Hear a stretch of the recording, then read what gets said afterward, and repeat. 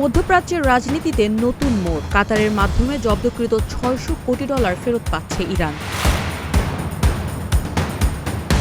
ইরানের president Masoud Pezeshkian দাবি করেছেন, যুক্তরাষ্ট্রের সঙ্গে সাম্প্রতিক চুক্তির অংশ হিসেবে দেশটির তেল ও পেট্রোকেমিক্যাল খাতের ওপর থাকা নিষেধাজ্ঞা তুলে নেওয়া হয়েছে। শুধু তাই নয়, কাতারে আটকে থাকা ইরানের $1200 কোটি মধ্যে প্রথম ধাপে $600 কোটি ছাড় করা হবে বলেও জানিয়েছেন তিনি। তবে এই ঘোষণার পর আন্তর্জাতিক মহলে শুরু হয়েছে নতুন আলোচনা।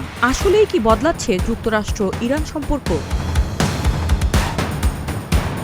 29 জুন সংবাদ মাধ্যম মেহের নিউজের বরাত জানা যায়, কোম শহর সফরকালে ইরানের প্রেসিডেন্ট মাসুদ পেজেশকিয়ান জানান, যুক্তরাষ্ট্রের সঙ্গে সাম্প্রতিক সমঝোতার অংশ হিসেবে ইরানের তেল ও পেট্রোকেমিক্যাল খাতের ওপর আরোপিত নিষেধাজ্ঞা প্রত্যাহার করা হয়েছে। তিনি আরও দাবি করেন, কাতারে ইরানের প্রায় $1200 কোটি আটকে রয়েছে। এর মধ্যে প্রথম ধাপে $600 কোটি ছাড় করা হবে এবং বাকি অর্থ পর্যায়ক্রমে ফেরত আনার প্রক্রিয়া চলছে। পেজেশকিয়ানের মতে, সুইজারল্যান্ডে অনুষ্ঠিত আলোচনা এবং ইসলামাবাদে স্বাক্ষরিত একটি সমঝোতা স্মারকের ভিত্তিতেই এই সিদ্ধান্ত এসেছে। তিনি এই চুক্তিকে ইরানের জনগণের জন্য একটি বড় বিজয় বলেও অভিহিত করেন।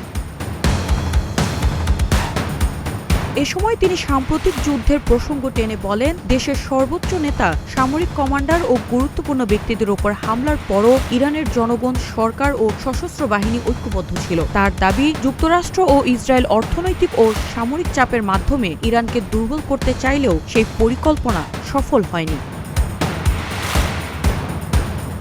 এদিকে যুদ্ধ পরবর্তী পুনর্গঠনের কাজও শুরু হয়েছে বলে জানিয়েছে পেজেশকিয়ান। জনগণের জন্য খাদ্য ভর্তুকি ও ঋণ সুবিধা বাড়ানোর মতো বিভিন্ন সহায়তামূলক পদক্ষেপ নেওয়া হচ্ছে বলেও তিনি উল্লেখ করেন। তবে সবথেকে গুরুত্বপূর্ণ বিষয় হলো, এসব তথ্য ইরানের প্রেসিডেন্টের বক্তব্যের ভিত্তিতে এসেছে। যুক্তরাষ্ট্রের পক্ষ থেকে এ বিষয়ে আনুষ্ঠানিকভাবে একই ধরনের ঘোষণা বা নিশ্চিতকরণ পাওয়া যায়নি। তাই এই সমঝোতার বাস্তব প্রভাব এবং আন্তর্জাতিক প্রতিক্রিয়া কি হয়, সেটি এখন দেখার বিষয়। News desk, green TV digital.